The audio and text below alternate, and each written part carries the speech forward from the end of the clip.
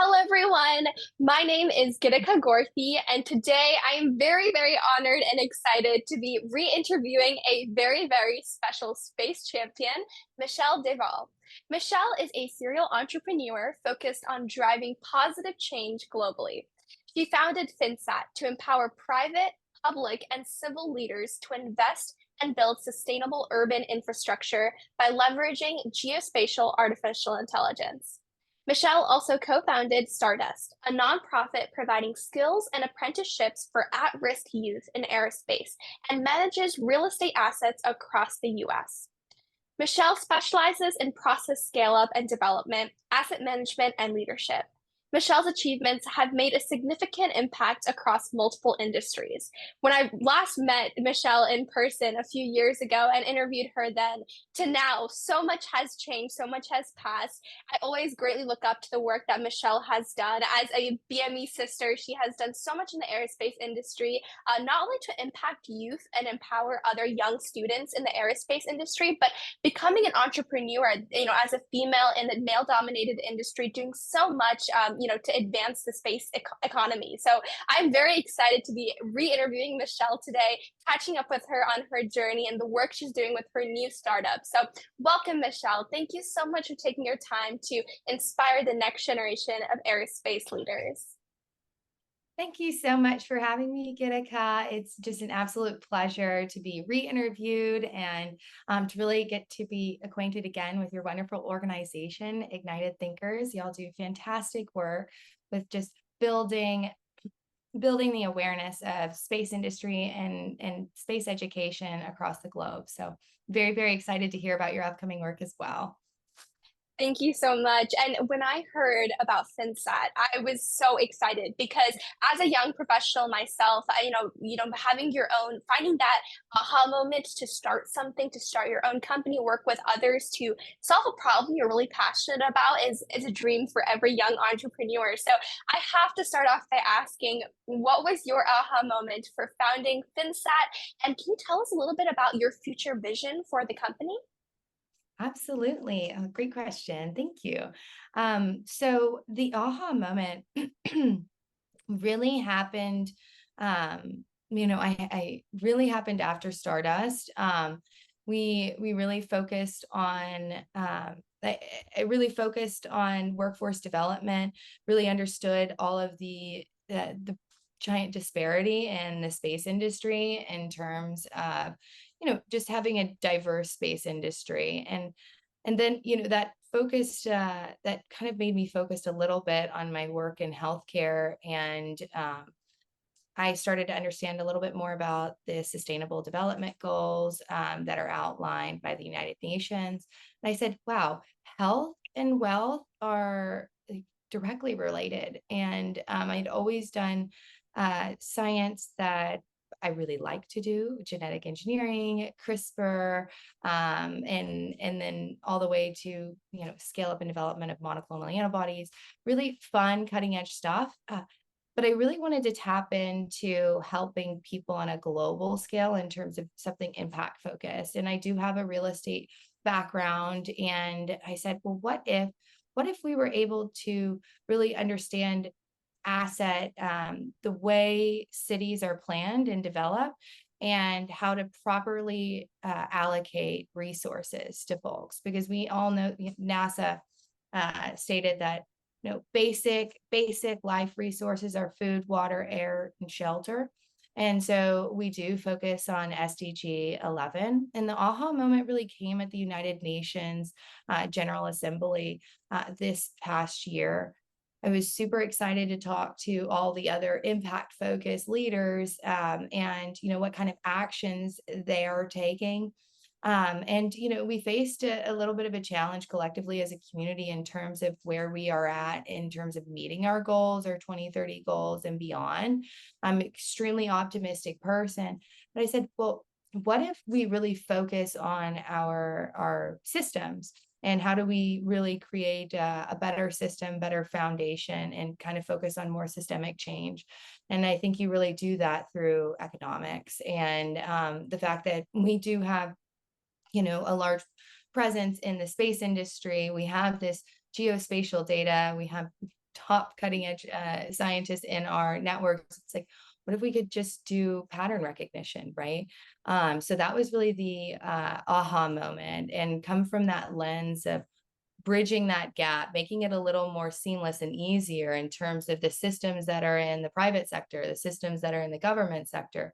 And then, how do we map that to make sure that the residents that actually live in that community voices are heard? And so, we are focused and talk to a lot of nonprofits, a lot of NGOs that are focused on impact work, because they really get a temperature check of the day in and day out of people's lives in those cities. And that cross section, our platform, is really something that makes it super simple for all three of those parties. And that's where you'll see FinSat is, this molecule, and each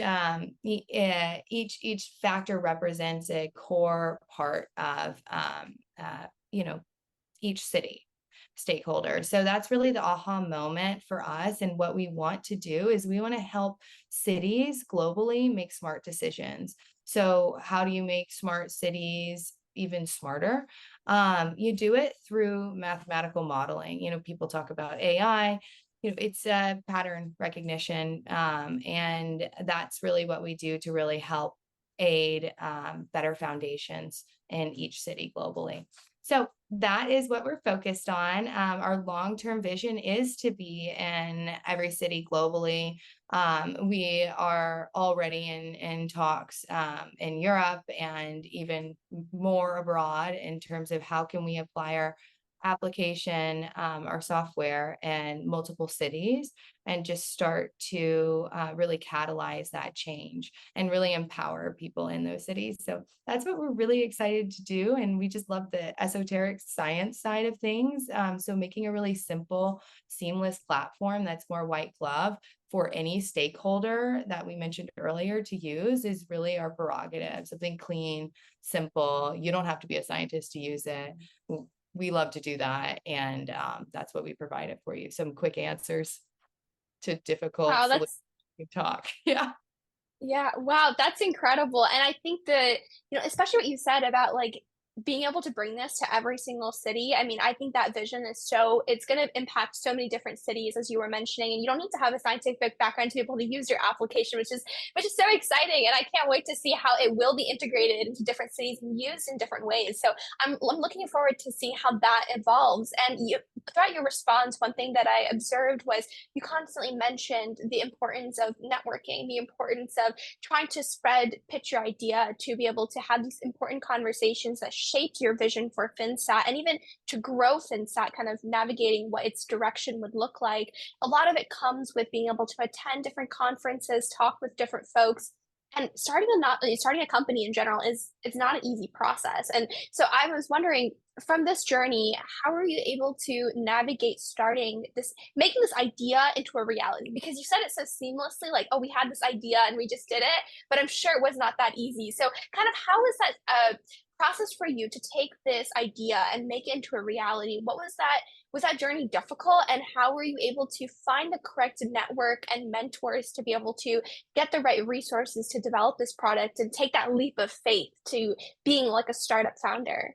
Yeah, absolutely. I think I think it's not past tense. I think we're still constantly iterating, and I mean it. Like, I mean, learning something from my team, learning something from networking every single day. I think the way that we approach it is that everything is a lesson learned. Whether it's a failure or an achievement, what do we celebrate? What do we learn from? But to get down into the nitty gritty, like, how did I get it up and running? Well, I mean, I think it was a lot of belief that this is something we can do and it makes sense, something empirical, something, that you can use scientific rigor to, help kind of filter out some of the information that might cause a lot of confusion so we can just get stuff done in cities faster. That was just the mission, right? People are looking for long-term predictions, and that's a really hard thing to do. And so we focus on just using that engineering approach, iterating, measuring, testing, asking people. So when we're pitching, I guess the biggest thing that I think I've learned is that the intimidation really goes away when you stop pitching your idea and vision to get somebody else to buy in. You are pitching to collect data and feedback. I've done pitches where just doesn't understand, confused. And what I ask myself, I'm like, okay, who is that person? What's their background? What are they missing? And how could we make it clearer for them? It's always, and that's kind of like our approach, because then you can talk to anyone. Yeah. And because the data point. And I would say that the other thing of what helps us just keep going and keep learning, is to treat networking as if you're building relationships with folks that might have a synergy right now, might have a synergy long term. The folks that we really put equity stake in are folks that are really impact focused. It's really what we're trying to shift the lens in terms of responsible capitalism kind of approach. And there are lots of really, really interesting business models out there and folks that are doing great work. So we're just like a sponge learning. That's incredible. And I love what you said of like, you don't take, if people don't, you pitch it to so many diverse individuals, but you take everything as data collection. I think it's a very interesting perspective. I think it can be so disheartening sometimes to constantly pitch your work and hope that the other person receives it. But I think understanding that, oh, maybe there's something I could do differently to pitch this differently or to talk about it differently to, get their feedback. And I think that's a really good perspective. I mean, I never thought of it like that.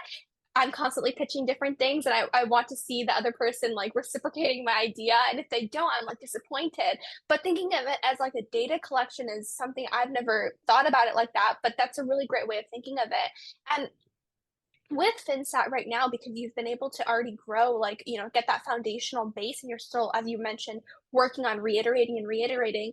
Where do you see, you're trying to get into different cities right now and collect more data to be able to produce more accurate results.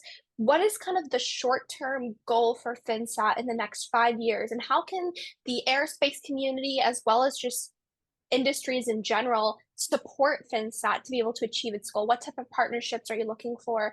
And, how can the industry help you get there faster?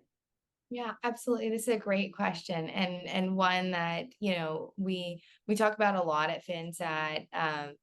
There's the I guess I can start with I think, because there's a lot of complexity here, because the cities, public-private partnerships, you have different Right. stakeholders. So talking about the space industry, one of the biggest pieces of feedback and that I've always thought about the space industry that could be improved upon is the not the messaging, but the getting closer to your customer in terms of the terrestrial markets. And that's exactly what FinSat is doing. I think that that's a really hard thing to do in space, because Right. it's a lot of novel technology that needs to be built in order to do that. But I think that in terms of partnerships, that's the cascading approach. We are focused on being very, very close to our external stakeholders, our customers in the terrestrial markets.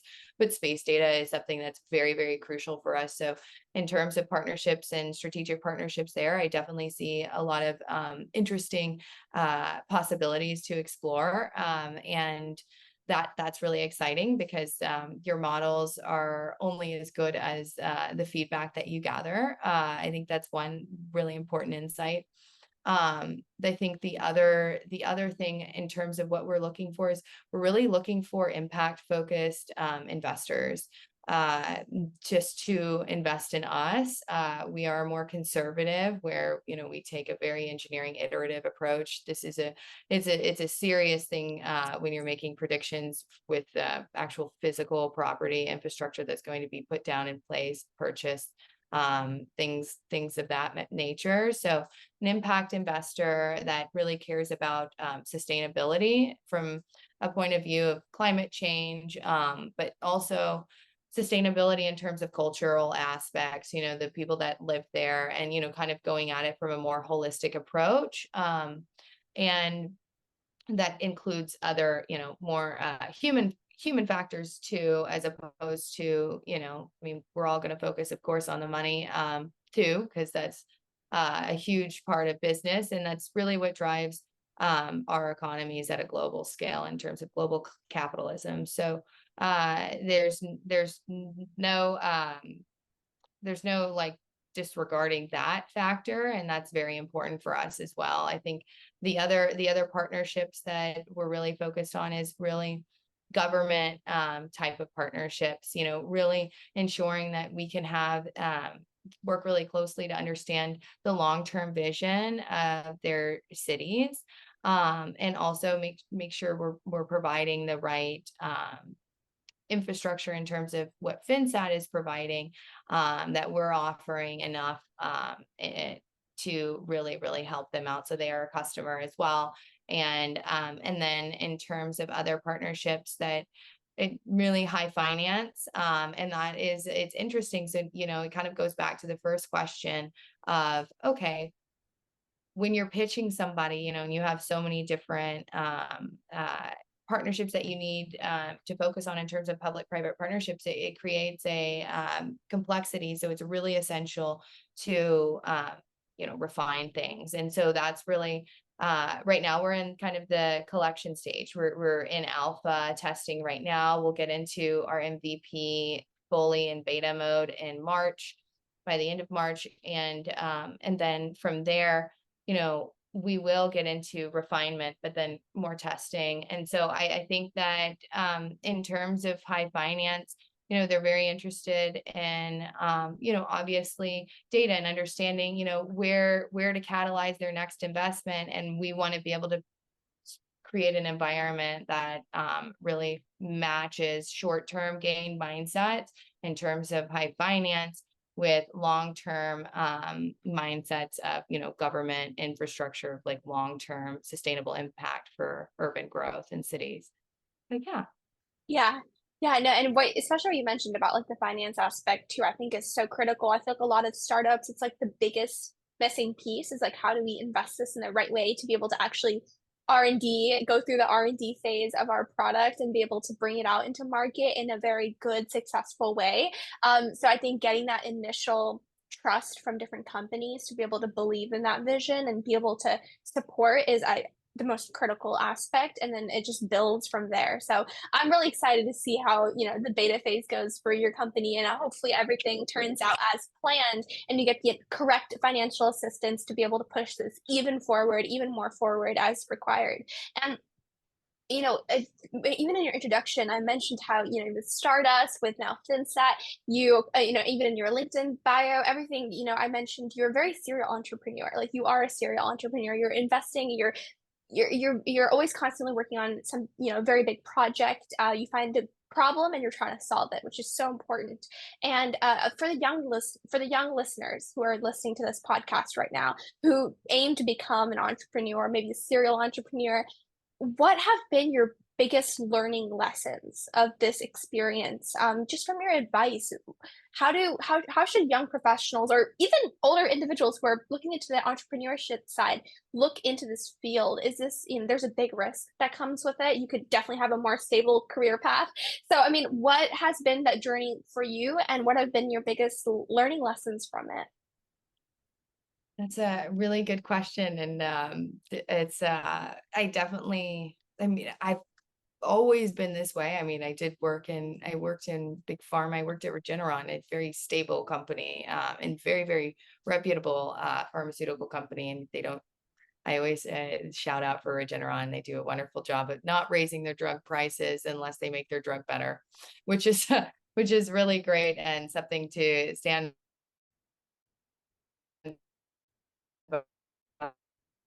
behind. Far less stable in terms of startup world. I mean, very low rates of success.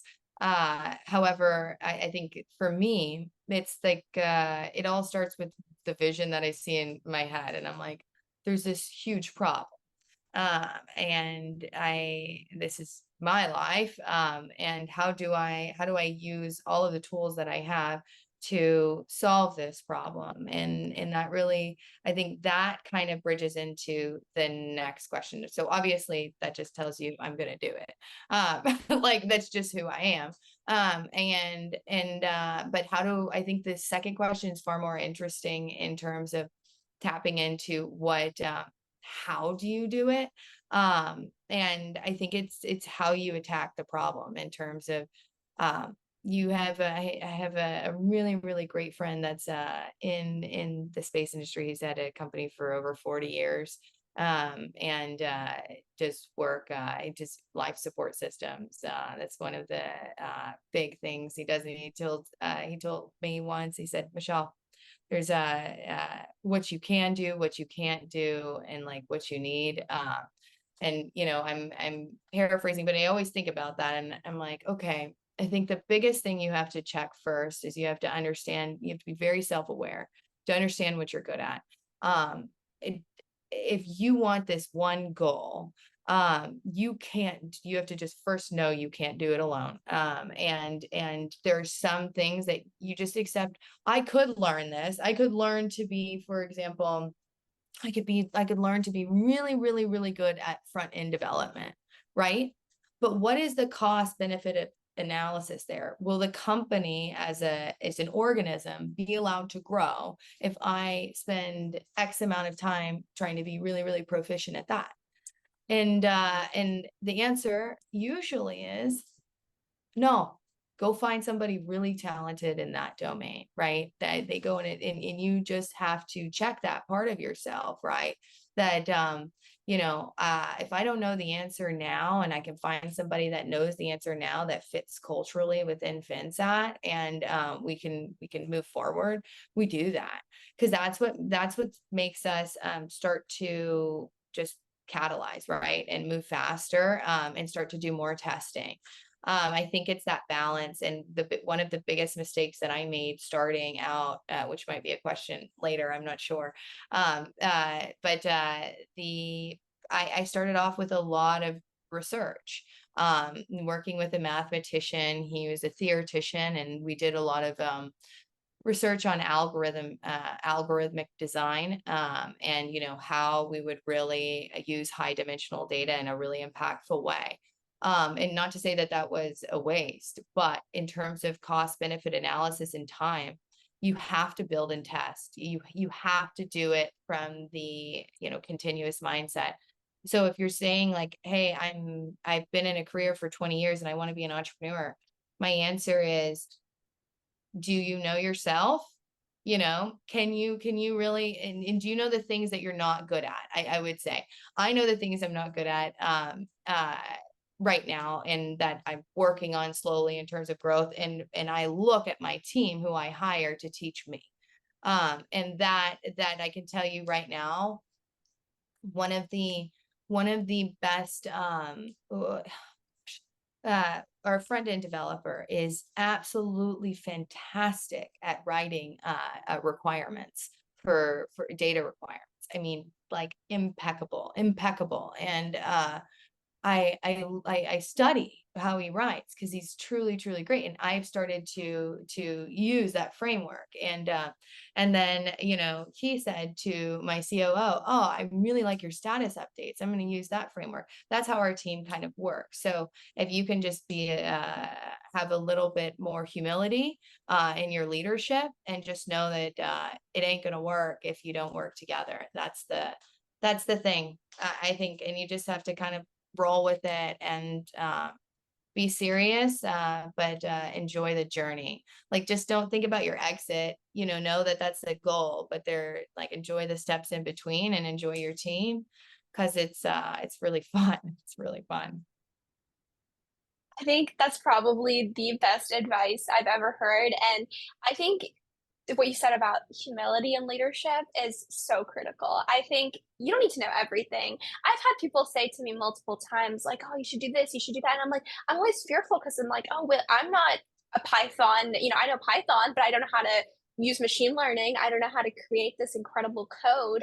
Yeah, I could use ChatGPT and figure something out, but it's not my skill strength. Like I have different skill strengths in other places, but I want to do this. How can I get there? It's like, oh, work with others who have that talent, who have that skill. And I think having that humility as a leader is so important to realize, okay, this is what I'm good at. This is what they're good at.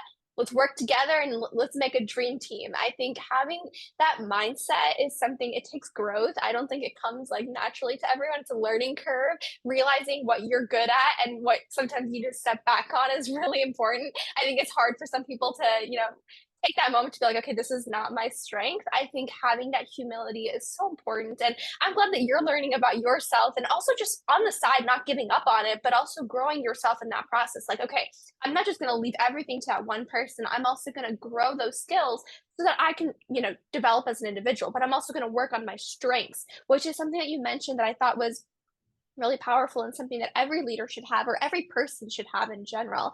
So I think that's amazing advice, and I'm sure anyone at any stage of their career will take this advice to heart. And so for those who weren't able to listen to the first interview, just kind of almost as we're ending, I want to ask about your journey. What led you to space? I mentioned we both are BME sisters. You worked at Regeneron. You're in biomedical engineering. How did you combine that and enter the space industry? I think sometimes the hardest part is stepping foot, getting your foot in the door and making space for yourself in such a scary industry. How are you able to do that? Yeah, I think I yeah, I could tell you like the roadmap, like, I think it starts with, yeah, you can read on my profile, like my very first start in the space industry, but really how I've managed to jump and have a diverse career already, diverse interests is I'm like Yeah. one of the things about me is I'm an extremely inquisitive person, and like I value questioning more than I value how people respond to me asking that question. And I think that like I just yeah, sometimes it hurts if somebody looks down on you, but I don't care because I'd rather know how they think about the question that I have for them. And I rather have that data, that feedback for me, because I just have this burning question. That's what led me into, my entire career in life sciences. It led me into the space industry. When my first space conference, and I was a diversity scholar, um, and only because of my background in BME, I'd done, decent work there. And I think that I didn't know what Mach speed was. I guess I've been out myself there. I didn't know what Mach speed was at this, it was called SciTech. So it was a pretty esoteric, like more research heavy focused space conference. And there was this one guy, and I shout out to Peter Doan, who's he builds engines for the SLS. And after every single uh, talk, because I would only go to the extremely esoteric talks because I like that stuff, even though maybe I didn't understand, like I don't even know the level of understanding, but not much. And I would go and I'd pester him, I'd ask him a question, and we'd sit down, and he had this little he didn't have an iPhone, so we couldn't Google search anything. I think we maybe used my phone, but he would just explain everything. He was brilliant. He is absolutely brilliant, and he's a very interesting friend of mine, who has a diverse interests. But he sat down and talked me through these concepts, and had faith that I had a brain, because I had questions. And I think that like that's it. Like if you don't wait to show people that you know the answer only when you know the answer. Just don't be afraid to ask questions, especially even, and that can be hard as you get older because you're looked at like you should know everything. But like just look up, look at space. We don't really know a whole lot. We know a lot about how we've done things, and I think we should look at history a bit more. But in terms of just looking at yourself, like I just say, think about yourself as like not that important. Okay. Just like, don't take yourself so seriously in terms of like, you should know all the answers to be a good leader, to get into spaces that you don't know anything about. Uh, if you want to be a mover or shaker, you just gotta have the guts to ask those questions, and don't let somebody else measure you based on a question. Like that's um ridiculous. Like if you just look at it in the grand scheme of things, like, okay, whatever. Like I told one friend, I guess, um, I said, he had like a similar problem. You can get intimidated in spaces, especially when people are so smart, and knowledgeable about things. And I told him, he said, oh, I don't think I'm getting the respect. And I'm like, okay, you're reading in between like the lines a lot, and maybe you're onto something. Maybe they don't respect you. Maybe you haven't earned your stripes. And a lot of times in corporate, you got to earn your stripes. Like it's a tough place. You got to work hard, but you got to find your friends that don't let you whine, but just tell you like straight up. I told him, I said, go read a book. Like, the topic, go read a book. Like, that's it. Go read the book, learn the book, and then just stay in your space. Like, that's your space. Like, just be consistently, like, predictable there. And you're slowly learning, you're asking questions, and you're just like aloof about the fact that they might judge you a little bit, because what, people change their minds too. And like, that's it. That, I guess, it's like, it's just life. And then the last thing I would say is, the best thing in the world if is your support system. So whether you have a family or a family, finding those core people you trust. And it's probably not a lot of people, just to be honest, it's probably not. But being vulnerable with them. You don't have to be vulnerable with the entire world. I'm actually not into that. I think that being vulnerable to them, and if they check you, and call you on your bull crap, that those are your champions in your life. Take your breaks and give them time and space. That's what I would say. It's the best thing. That's the perfect way to wrap up this interview. I mean, I think every moment I wanted to stop and say, I agree. Like, I agree. Like, I remember growing up. I mean, even to this day, raising my hand, even in a classroom, sometimes I'm a little bit nervous. Like, oh, I think I'm going to get this question wrong, or I don't want to say something that might humiliate myself, or, oh, I'm going to say something that doesn't make any sense. Nobody will understand me. So I feel like every single person, if someone doesn't, I mean, great confidence, but I'm sure everyone has an instant in their life where they're fearful of what others will think of them and judge. And I love the confidence, like the way you were saying, people change their mind about you. People one day will think one thing about you, and when you do something, they'll think something else about you. I think having that confidence to ask your questions, to figure out, just make sure you understand everything. Who cares what other people, don't take yourself too seriously. I think that is the best advice I've probably heard. And as I'm headed into, like, my college experience, I 100% throughout my life too, I think that's something I will carry with me. I think it's so important to remember that, you're learning, everyone's learning, not everybody knows everything. Don't take yourself too seriously, but make sure you're trying your best and you're making a conscious effort, and people will recognize that. And people's opinions change all the time. So I don't think it should be the thing that drives you away from a certain field, or from asking a certain question, or for learning something new that's maybe outside of your comfort zone. So really, I don't think words do justice to how I feel. And I just want to thank you so much, Michelle, for taking your time to do this interview. I always have a blast speaking with you, and I really look forward to meeting you in person. We both are in New York City, and I can't wait to see the growth that FinSat has. Where can people find you if they want to learn more about FinSat, potentially collaborate, or just have a chance to ask a few questions to yourself? Yeah, absolutely. Please ask me questions. Love them.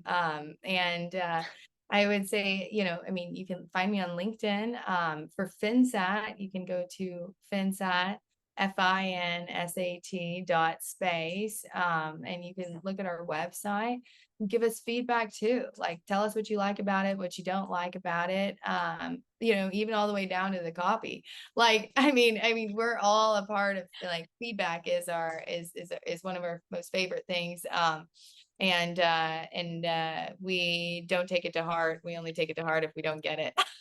So I think that that's what we want, and that's what we need as a team. If you want to reach out to me, career advice, anything, I'm happy to help. Happy to give, an idea, 2 cents, point you in a direction, but there's nobody that knows you better than you.